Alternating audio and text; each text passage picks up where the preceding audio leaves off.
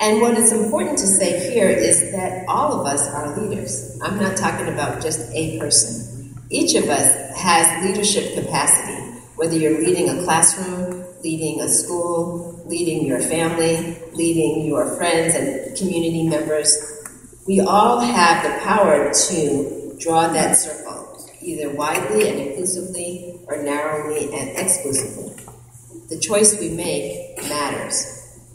Our collective fate is intertwined. We will thrive or fail together. And here's what we must also consider, thinking about this last 20 years.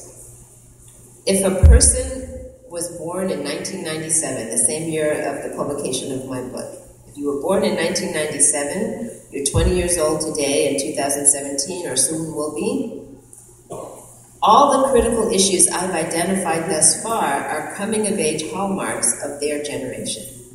If you were born in 1997, you were 4 years old when 9/11 happened.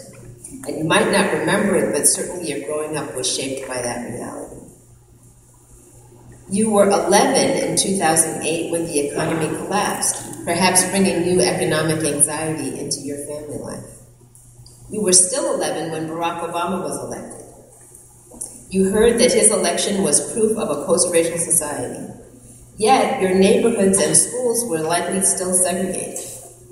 In 2012, when you were 15, a young black teenager named Trayvon Martin, walking home in his father's mostly white neighborhood of Sanford, Florida, with his bag of iced tea and Skittles, was murdered, and his killer went free. When you were 17, 2014, Michael Brown was shot in Ferguson, Missouri, and his body was left uncovered in the streets for hours, like a piece of roadkill.